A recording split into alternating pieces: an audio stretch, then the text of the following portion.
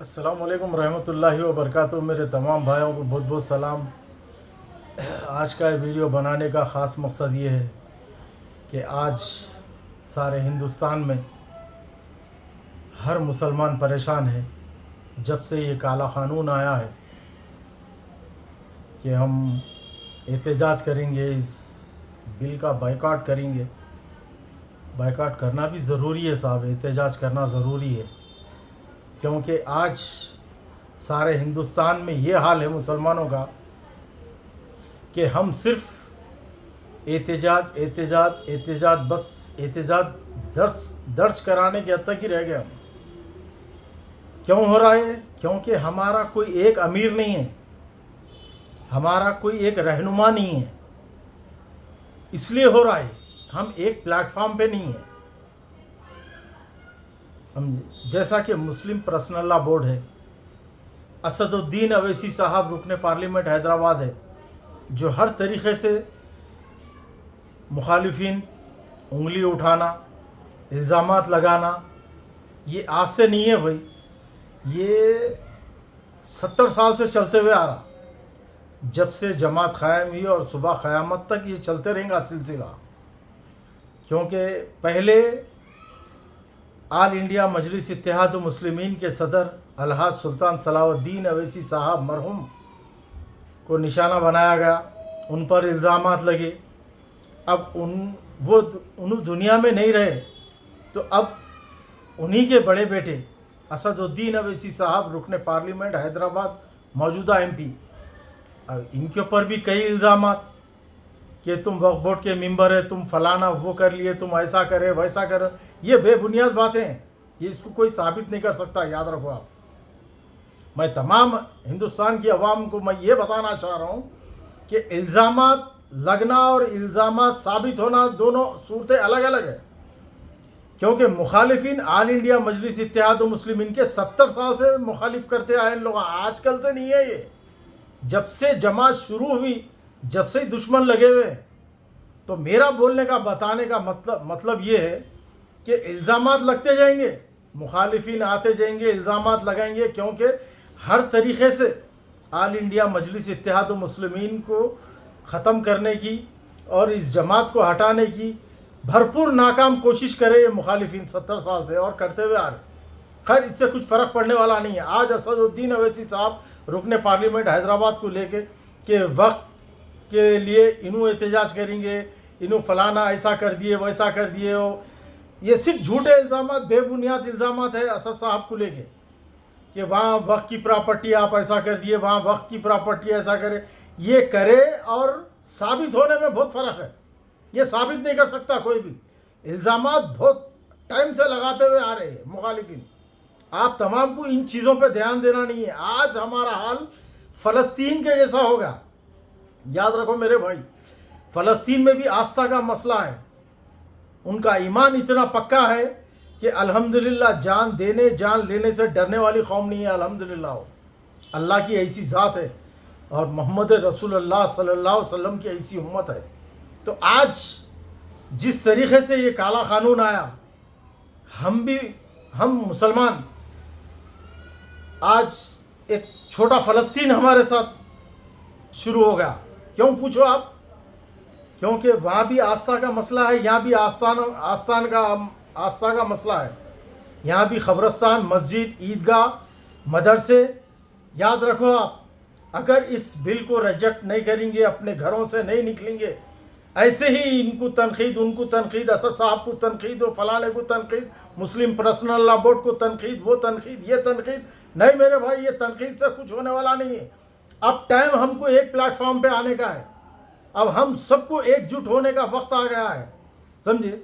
अब यहाँ पे इमाम हम्बल, इमाम शाफी, इमाम मलकी, इमाम हनफी, ये सब मिलकर करना है। फातिहा, बगैर फातिहा, अहले हदीस, शिया, सुन्नी, सबको एक प्लेटफॉर्म पे आना है, तो ही ये काले क़ानून को अपन कोने में बिठा सकते। जैसा किसान अपना एहतजाज दर्ज करा के उस क़ानून को ख़त्म करा, वैसे ही हमको ये काम करना है।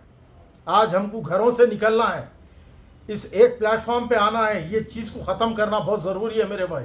और मैं उन तमाम से भी मैं ये गुजारिश करता हूँ, हिंदुस्तान में मेरे भाइयों से, कि दूसरे जो रिलीजन के हैं उन सबको भी सामने आना चाहिए, चाहे सिख हो, ईसाई हो, दलित हो, कोई भी हो। क्योंकि आज याद रखो मेरे भाई, आज अगर तुम खामोश बैठेंगे तो कल तुम्हारी बारी है, कोई नहीं बचेगा, इस जद में सब आएंगे इंशाल्लाह, समझे। तो अब वक्त का तकाजा ये है, सब एक प्लेटफार्म पे आए, एहतजाज दर्ज करें अपना, और एहतजाज दर्ज करके इस कानून का बाइकाट करें। जैसा कि मेरे भाइयों से मैं फिर बार बार गुजारिश कर रहा हूँ, फ़लस्तीन के लिए हम कोई चीज़ को बाइकाट नहीं करें। आज भी हमारी ज़िंदगियों में वो प्रोडक्ट मौजूद है, हमारे ही पैसे से आज इजराइल तैयार हो गया, वही नरेंद्र मोदी इजराइल के दोस्त है, समझे। उसके नक्शे कदम पे ये चीज़ हिंदुस्तान में ले लेके आए उन्होंने, समझे। वहाँ पे भी मुसलमानों पे जुल्म हो रहा फ़लस्तीन में, और यहाँ पे भी इनका जुल्म 2014 से मुसलमानों को नज़र में नहीं ले रहे हैं लोग, एक रिलीजन को नज़रअंदाज कर रहे कि इनकी हुकूमत बेकार है एकदम हर तरीके से, याद रखो मेरे भाई। और इनकी बीजेपी हुकूमत हमारे ही अपने सफ़ों में ठहरने वाले लोगों को आज सोशल मीडिया में खड़ा करके ये बिल की तायद में खड़ा कर दिए कि नरेंद्र मोदी जो भी करे सही करे, हम ये वक्फ बिल के साथ है। हमारे ही अपने लोग बोल रहे, चंद पैसे इनकी झोली में पड़ गए, चंद इनके ख्वाहिशात इनके झोली में पड़ गए, समझे, जो बीजेपी के तरफ से इनके ख्वाहिशात पूरे हुए। तो आज ये लोग सोशल मीडिया में ठहर के ये लोग ये कहते हैं कि ये जो वक्फ का बिल आया सही है। अरे दीवानों, अरे नादानों, समझिए, नमाज को जाने के लिए तुम्हारे लिए पाबंदी हो जाएंगी, मस्जिदों में, मदरसे में जाने के लिए पाबंदी हो जाएंगी, ईदगाह में जाने के लिए पाबंदी हो जाएंगी, समझे ना, कब्रस्तान के लिए पाबंदी हो जाएंगी। तो जब रोना पड़ेगा, समझे, चंद टुकड़ों में, पैसों के टुकड़ों में पलने वाले कुत्तों, समझे ना, तुम्हारा ईमान ऐसा है, बिक गए तुम लोग बीजेपी आरएसएस के बीच में, समझे ना, ऐसे जलील मुसलमान आए तुम लोग। आज जो सोशल मीडिया पे आके जो बिल की तायद कर रहे हैं, मैं मेरे भाइयों से मैं बार बार गुजारिश कर रहा हूँ कि ये नरेंद्र मोदी वही है जो इजराइल का दोस्त है, और वही उन जो नक्शे कदम पे चल रहा। आज इन भी हिंदुस्तान में, आज हमारे पास हिंदुस्तान एक छोटा फ़लस्तीन बना हुआ है, नौज़बिल्ला, अल्लाह ना करे ऐसा दिन आए, क्योंकि वहाँ पे भी आस्था का मसला है और यहाँ पे भी आस्था का मसला है, समझे। वहाँ भी वो लोग ईमान के लिए, अल्लाह के लिए, रसूल के लिए लड़ रहे, समझे, लेकिन फिर भी ईमान पक्का है। आज हमारे साथ भी वही होने वाला है, अभी शुरू नहीं हुआ भाई, ये शुरुआत है, समझे। मस्जिद के लिए हमको लड़ना पड़ेगा, ईदगाह के लिए लड़ना पड़ेगा, मदरसे के लिए लड़ना पड़ेगा, समझे। ये असदुद्दीन अवैसी साहब पर इल्ज़ाम लगाने से कुछ नहीं होता, अकबर साहब पे इल्ज़ाम लगाने से कुछ नहीं होता, ये सब बेकार की बातें हैं भाई, लोगों का जहन मुंतशिर करना, भटकाने की बातें हैं ये सब। तो इन मुंतशिर भटकाने वालों के बीच इनके बातों में मत आइए आप। अपनी ज़िंदगियों से हम फ़लस्तीन के लिए तो कुछ नहीं कर सके, सिर्फ तमाशा देखते रहे सोशल मीडिया पे, अखबारों में, हर तरीके से ये काम करते हुए आए हम। लेकिन आज हमको हमारी ज़िंदगी में से ये चीज़ को बाइकाट करना ज़रूरी है, ये बिल का बाइकाट करना, रिजेक्ट करना ज़रूरी है। मिलियन मार्च नहीं भाई, बिलियन मार्च होना चाहिए इंशाल्लाह।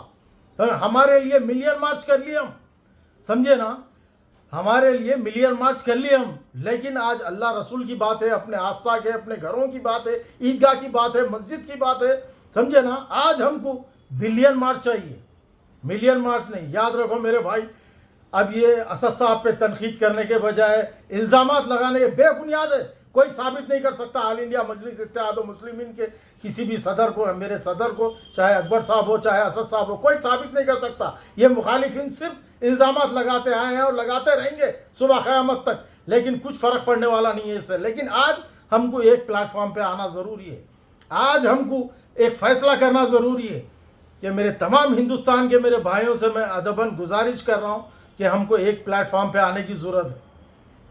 सुने मेरे भाई, ये इल्ज़ामात लगते रहेंगे, होते रहेंगे, ये 1400 साल से चल लेते आ रहा, तो ये 70 साल से जो हमारे साथ ऑल इंडिया मजलिस इत्तेहाद मुस्लिमीन के साथ हो रहा, तो कोई बड़ी बात नहीं है, समझिए। हमको जुल्म सहने की भी आदत है, जुल्म वक्त आया तो मुखालिफिन के ऊपर जुल्म करने भी आता हमको, इंशाअल्लाह उसका जवाब भी देने आता। लेकिन मेरी तमाम अवाम की, हैदराबाद की अवाम, तेलंगाना की अवाम और सारे हिंदुस्तान के लिए मैं एक आवाज़ दे रहा हूँ, एक पैगाम दे रहा हूँ, हमको एक प्लेटफॉर्म पे आना है, इस बिल को रिजेक्ट करना है और हमको इस बिल का बाइकाट करना है। मिलियन मार्च से बिलियन मार्च हमको बताना है हुकूमत को और इस काले क़ानून को बर्खास्त करना है। ये हम बहुत बड़ी ताकत है, हम सबको एकजुट होकर काम करना पड़ेगा। ठीक है मेरे भाई, शुक्रिया, अल्लाह हाफिज़, अस्सलाम वालेकुम, जय हिंद, AIMIM जिंदाबाद।